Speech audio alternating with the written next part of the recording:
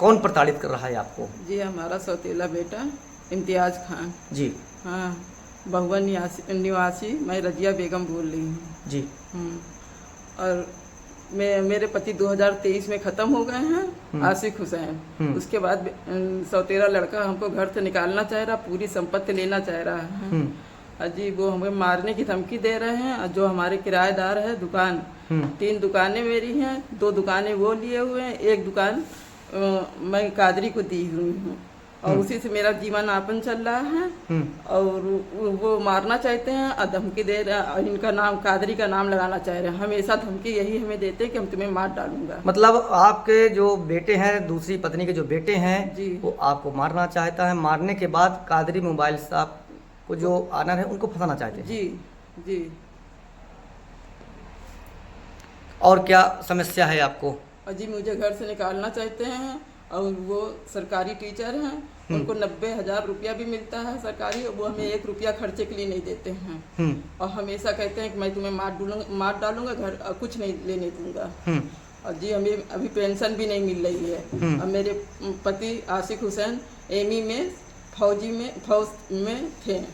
अभी हम लिखा पढ़ी चल रही है पेंशन की सर। जी।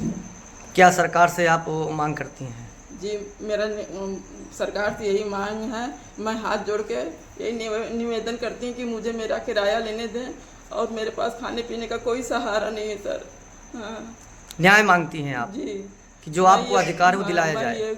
योगी साहब से और मोदी साहब से यही निवेदन करती हूँ कि मुझे मेरा किराया दुकान से जो कादरी साहब देते हैं उनसे दिलाया जाने, तो मैं भूखे मर जाऊंगी, मैं कहाँ जाऊंगी, मेरा कोई नहीं है, मेरे बच्चे भी नहीं है अपने। क्या कादरी मोबाइल से आपको कोई समस्या है? जी उनसे कोई समस्या नहीं है, मारना वो लोग चाहते हैं, मेरा बेटा सौतेला इम्तियाज खान और उनके परिवार वाले, और लगाना नाम इनका चाह रहे हैं कादरी को। क्या आपकी दुकान जो किराए पर उठाई है, क्या इन्होंने कब्जा किया है वहाँ पे? जी नहीं, कब्जा नहीं किए हैं, हम अपनी मर्जी से दिए हुए हैं, एग्रीमेंट हुआ है इनके साथ मेरा। सुनवाई में आया हुआ था, उस पर आपने सुनवाई की और कुछ फैसले भी सुनाए हैं, पर व्यापारी नेताओं के द्वारा भी इसमें कुछ विरोध किया गया है, इस पर क्या है पूरा प्रकरण? जो पारिवारिक विवाद मेरे पास आया था, क्योंकि मुस्लिम परिवार था, वो दूसरी पत्नी उनकी थी, मतलब सौतेली माँ बेटे का विवाद था। और जो बूढ़ी माता है उनके नाम वो प्रॉपर्टी नहीं है, उस बेटे के नाम प्रॉपर्टी है। वो बेटा अभी तक उनको पूरा खर्च दे रहा था। पिछला जो संज्ञान में आया, पिछले कुछ महीने से एक दुकान उनकी किराए पे उठी हुई थी और उसका वो किराया माताजी लेने लगी पारिवारिक विवाद के चलते, तो बेटे ने कर्ज देना बंद कर दिया। जो दुकानदार है जिसने दुकान किराए में ली हुई है, पारिवारिक विवाद का फायदा उठाते हुए वो दुकान कब्जा करने का प्रयास कर रहा था, जिसमें कि अभी कुछ व्यापार मंडल के लोग आए, उन्होंने अवैधता करने का भी प्रयास किया मेरे साथ, जो कि अभी कोतवाल को भी संज्ञान में दे दिया गया है कि जो अवैधता उन्होंने करी है उसका संज्ञान वो ले, और दुकान जिसकी है उसके पास रहे, वो उससे 1 महीने का लिखित नोटिस भी ले लिया गया है, जो कादरी है समथिंग कोई, 1 महीने में आप वो दुकान खाली करेंगे और जो दुकान के ओनर है वो हैंड ओवर करेंगे। जैसे बताया जा रहा है कि स्थानीय चौकी में इस पूरे प्रकरण पर सुनवाई भी हुई थी और फैसला हुआ था कि 2 दुकानों पर बेटे का कब्जा रहेगा और 1 दुकान पर माँ का कब्जा रहेगा, दूसरी माँ का। इस पर क्या कहेंगे? इस पर चौकी में या पुलिस में जो भी प्रॉपर्टी के विवाद होते हैं, जहाँ तक मेरे संज्ञान में ये विवाद पुलिस स्तर पर निपटाए नहीं जाते, क्योंकि जिसके नाम प्रॉपर्टी है अधिकार उस पर है। अगर वो स्वेच्छा से उसको देना चाहे तो वो भी कोर्ट का मैटर हो जाता है, ना कि किसी पुलिस विभाग का। अब किसी दबाव में उन्होंने किया था, ये मेरी जानकारी में नहीं है कि उस समय क्या घटना थी, कैसे किया था, लेकिन अगर ऐसा कुछ हुआ है तो वो कोर्ट के माध्यम से, क्योंकि उस लड़के के पास जो कोर्ट का आदेश है वो भी कल मुझे उसने दिखाया था कि मेरे पास ये आदेश है मैडम, ये पूरी प्रॉपर्टी मेरी है, माता जी को मैं रहना खाना दे रहा हूँ।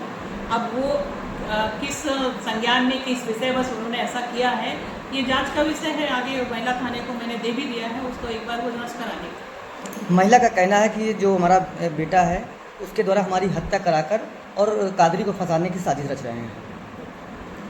ऐसा जो अभी तक मेरे संज्ञान में आया, ऐसा कुछ भी नहीं है कि वो बुजुर्ग महिला अकेली है, ना तो पति है ना उनके अभी कोई बच्चे हैं जी। तो अब वो कई बार होता है दूसरों को बहकाने में, जो मुझे अभी तक समझ में आया कि वो जो उनका किराएदार है उनके पारिवारिक विवाद को उसका फ़ायदा उठा करके उनका समर्थन ले रहा है या सपोर्ट कर रहा है। और अगर उसके बेटे की, जो उनका सौतेला बेटा, ऐसा कोई इरादा होता तो वो उनको अभी तक खर्च दे रहा था, जिसका उसने साक्ष्य भी मुझे दिए, सारे ऑनलाइन पेमेंट किए हैं। तो वो नहीं करना।